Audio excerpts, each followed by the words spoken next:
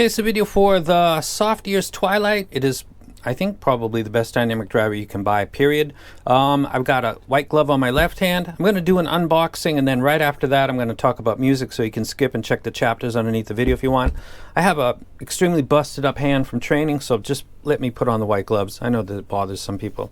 It's a nice way to handle stuff that's not your property. This is a loaner. Thank you to Timmy at KZ Audio. So let me go ahead and open up this box. Twist your ears. It's kind of a part of the naming of the Tootie, I believe. And that's a set. Let's talk about what comes with it first. If you take this out, you've got a little basement down there. And inside there comes these pouches that I think really anything that could get scratched and is over $150, $200 should come with this. I don't think these are too expensive. The RSV 5s come with this, also by Softears, so they do well. This is the, name escapes me, tips that is used by Softears, and a lot of people like them. This is a different set of tips, and there's a little black hair that you can see, and that must be Timmy's hair, which means that I've got Timmy's DNA. Yay. Got some more tips. Don't know what those are. Also have some replaceable filters. Looks like there's 4 of them right there. Put that right there. User guide. I'm pretty sure I'll be okay. And then what is probably a owner's card, which would have a number stamped on it, but since this is a demo set, that wouldn't be the case. It says demo on the side of it. We'll look at it closer in just a second. If you take this out, open up this case, you've got a cable on the inside. It's a decent enough cable. However, this is a 4.4 termination, and I either use the ADI 2DAC and 3.5, or I use this head amp 6-way splitter. So I don't actually use this cable, but let's take a look at it anyway. So it's 4.4. It's got no branding on the end termination. We get to the Y splitter. It's got that unique kind of angling that they're using on the Turi and also the Twilight. It's got the same kind of, it's kind of neat. There's the Y split, and then it comes up and it goes into a 2-pin 0.78, I believe, and it's got the red indicator, which helps a lot. I use the $50 Crin collab cable because I love it. It's easy. You see how nicely wound up it is. So that's the cable that I use when I did my listening. Underneath this is a wiping cloth so that you can wipe it and get your oil. People with OCD like myself. Now let's take a closer look at this. It's got a unique design. Also, the pins go into the top, kind of, and not on the side like you might expect, so it's kind of unique. It's actually an easy fit. It's got the mesh kind of Sony-ish tuning filters on the inside, and then if you look here, you can see it's also got tuning cavities that go to the front of the driver, and unlike the Illumination, which had a kind of a black on the background, this has kind of a white tuning paper, it looks like. And again, this side says demo right here. Design, when I first got the Turi TI, I was having slight difficulty. The Sedna Alza tips, these kind of slightly sticky ones, are the ones that I use. I usually use SpinFit CP100s, but these really work really good. So I don't think that the tip will be an issue for you, but that's always something to consider. The CP100s or the Sedna Alza are 2 sets that work on this. The Sedna, the sticky ones, work best on this. Let's go ahead and take a look at the frequency graph real quick, which we'll also do when we do the review. There it is right there. Sub bass about the same as mid bass, glides till it gets to the ear gain. It's got a steady long ear gain. I think the upper mids and treble tuning on this set is brilliant. I think overall it's really brilliant. That's kind of like tipping my hand, but let's go ahead and get into some music and talk about the performance of this IEM. Okay, a music review for the Softears Twilight, which is right there on top of the box. Let's slowly turn and take a look at the frequency response graph. It's got a sub bass and mid bass that's pretty much elevated at about the same amplitude. It glides down to the ear gain, and then it takes a very slow and steady rise up to a 3 kilohertz peak. It's got a little dip at 6K on my measuring rig, and then it falls off after 8K, and it still has elevation basically all the way off the scale. It's a very well-tuned set. It's got a very nice driver within. I'll go ahead and explain why I think so. I'm going to talk about 3 tracks starting in the bass section. There'll be 3 tracks for the mids and 3 tracks for the treble. Album 1 would be Radiohead. The track is called Packed Like Sardines in a Crushed Tin Box. It's got a lot of fast deck mix bass, drops, beats. It's got a low drone that's going on at the same time. It's very, very busy in the low end. It can overwhelm some not well-tuned drivers, too much bass, or just low quality drivers. I thought that this sounded good. It sounded very clean.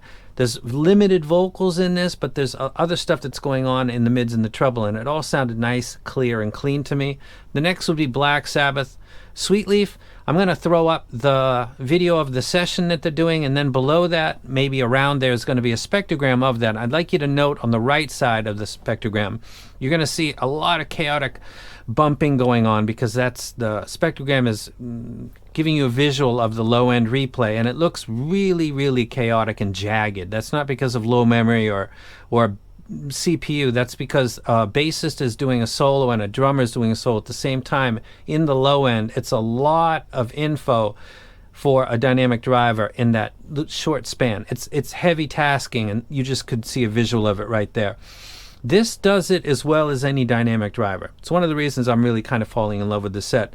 Planars do this, what you just looked at, a little bit better than dynamic drivers, even the best of them, but I don't know if I've heard a dynamic driver that does Sweetleaf and that very busy section right there any better than this set. In fact, I don't think so. I think this is probably the best I've heard doing that. Sounds quite good. I will give you visuals of certain moments. If you have certain requests like cymbal strikes on, hey, what can I do with others, I can automatically put those below visuals, because I'm very much a visually based person. I like lots of colors and all that stuff. So if I'm talking about a specific moment, you're not really sure what I'm talking about, I can go ahead and throw it up. And if you want to know that file in particular that I used in the spectrogram, I can make that available to you, so you can listen to exactly what I'm talking about. That moment in Black Sabbath Sweetleaf, that's very chaotic, very busy, very good on planars, pretty good on BAs, very hard on dynamic drivers, done quite good by this set. The last one would be Sultans of Swing, which is a mid-bass check. When mid-bass is up, this is called Sultans of Swing. Let's look at this again. When the mid-bass is tucked on a set like the Variations or other sets, which is really popular with a lot of people, it is definitely going to impact drums and bass guitars. Everybody's accepted that. It's not a problem. It depends on your library. Dire Straits, Sultans of Swing, is, if that is pulled in and tucked, the bassist is literally going to sound like if this six-way splitter had a bass dial and I turned it down intentionally and kind of muted the bassist, is what the mid-bass tuck does. And if you overemphasize the mid-bass, the bassist might sound more forward and kind of bloom into the vocals. The way that they tune this set, it's perfect. I was a big fan of the Illumination, by the way, but I think that this set is actually better than that. And I think this is cheaper, though this is not a cheap set. So I think that at the low end, this does quite well. I'm going to go ahead and put up a scale and rank it right about here. And that's where I would put it. It's a really well done set. If you're a big fan of dynamic drivers, and some people I know on Discord are, they really love this set. You ought to take a look at it and try to find as many reviews as you can.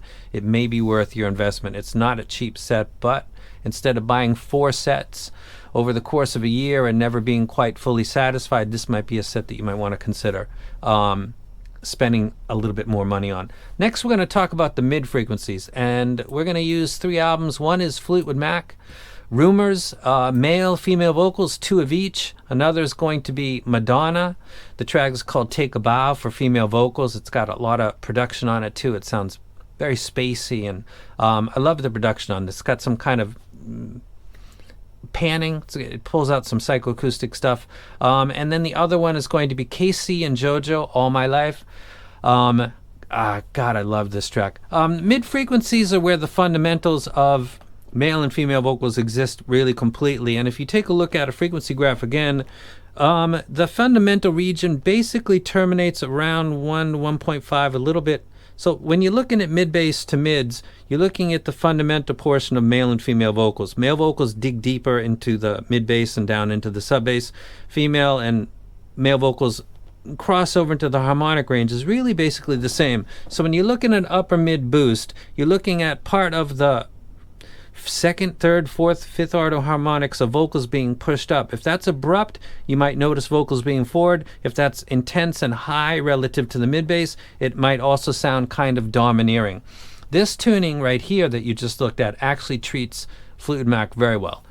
Stevie Nicks, Christy McVie, Mick Fleetwood, Lindsey Buckingham all sound excellent. The focus on the guitar is really good. Elton John also sounded really good. I enjoyed that replay. Madonna, Take a Bow. Should be right side panning for you right there. Right, left, binaural. I never talk about it. I got binaural. Madonna sounds excellent. I really got to use this track more. It sounds so steroidal. I don't know how to explain it to you. It just sounds awesome. I'm not a huge Madonna fan, but Take a Bow was introduced to me at a car audio clarity event that was done by the IESCA. If you're into car audio, they actually use this track, and I'd never heard it before, and it sounds amazing on good gear. The other one is Casey and JoJo All My Life, which is another track where you got two male singers, and they got great vocal range. It just sounds excellent. The harmonics are, it's extended, but this is not overemphasizing the upper harmonics beyond 8 kilohertz, so it doesn't sound unnatural. There's no sense of fatigue coming, but it does sound authentic. I think the mids on this set are awesome. They're tinted just a tad warm, but they sound basically balanced, so I enjoy the mids tremendously. On a scale, I'd put it, this is going to be high. There. Now, let's talk about treble. Treble, let's talk about Vivaldi, let's talk about Led Zeppelin, and let's talk about Pimp C. Yes, Pimp C, the sweet James Jones. It's a track called Coming Up. Vivaldi is strings, lots of strings. Vivaldi, Vivaldi, Tchaikovsky are really the three composers that I listen to the most. That came about from college days. Anybody that goes to college, I can't focus on study with vocals and lyrics. I can with classical music because it's just instruments, so I listen to a lot. I think Vivaldi sounded excellent. I think that the enormous amount of harmonics with string sections are treated well. They sound authentic. They don't sound overemphasized like Casey and JoJo's vocal harmonics. This is not overly done. This is not something I'd say this might be fatiguing over time. It's also not dark. It's done very, very well. Pimp C, if you don't know this track, or you Pimp C and you think I'm not into rap, you might want to listen to this album and listen to this track in particular. It's really, really, it's like funk, West Coast. It's like Parliament Funkadelic mixed with Dr. Dre, Chronic, with a couple other things. Pimp C really nailed this track down. It's got a lot of stuff going on up in the treble. If you listen to the track, you get what I'm talking about. It's kind of like the Madonna track in that overproduction in the upper registers. It's got some panning too that seems to swirl around your head. You might enjoy that for the psychoacoustic effect. And Led Zeppelin. Let's get to that. There's a cymbal strike that I talked about in the Stellaris video where it gives that overly emphasized life to cymbal strikes. This is a moment where it's not done like this. This is the coda. This is Hey Hey What Can I Do? This is the final. It's a bonus track. Now, if you look at 8 kilohertz and beyond, you'll see it's got elevation, but it's reduced relative to 8. I won't get too much into it, but when you make a noise, it's got a fall off. It doesn't just stop. It trails off in its volume on a scale. So when you boost up some stuff that is supposed to be dying in that range, you'll get what the Stellaris does, which might be what you want. But if you're listening to a cymbal, it's going to be notably alive for a little bit, just microseconds more than your brain might be used to. And you're going to notice that difference. Good or bad is personal taste. It's different from maybe you've heard it before. Usually would definitely be notable. On this set, the cymbal sounds perfect. Sounds perfect. It's born, it lives, and it dies in a way that sounds absolutely authentic to me. If I were to rate this on the scale on treble, I would put it right about here. Now, let's talk about what I like. I like the tuning. I think it sounds fantastic. I like the tuning. What do I not like? The price is kind of expensive for a single dynamic driver. The way that you put it in your ear is fine for me, but I'm using tips that are Alza, Sedna. I think the sticky ones that some people like or don't like, I need to use particular tips for the best perfect seal. If you're a tip roller, that's no problem. If you just open boxes and you use whatever tips come with it, I don't know if anybody's going to pay $900 for a set and isn't deep into the hobby, but you be aware that you might need tips because of the way Turi is kind of a play on turn, which is how it's stuck in your ear and then you rotate it. I don't necessarily don't like that, but it's something you should pay attention to. So that's basically it. I like the tuning. I think it's awesome, which everything included, the bass, the mids, and the treble sound fantastic. The technicalities are really good. If I didn't put that up, I might put it up right now. This rates highly on that. And the don't like is basically the price and the fit, and that would be it. And that is the Softears Twilight. In this reviewer's opinion, thinking about let's talk about the IE600. I think it's better than the 900, my personal opinion. Trying to think of a dynamic driver set that is better than this, and I can't think of one off the top of my head. So there may not be one. This is probably about as good as you can get. Get some opinions from people that listen to dynamic drivers a lot. There's a group of people that believe the timbre and tonality is unmatched by hybrids or tribrids. See if any of them have heard the Twilight and get your impressions. I heard that CanJam, this site was quite popular, and they got rid of a lot of them with special CanJam discounts, because to hear is to believe. It's a great set. Thank you to Timmy at Giz Audio for letting me borrow it.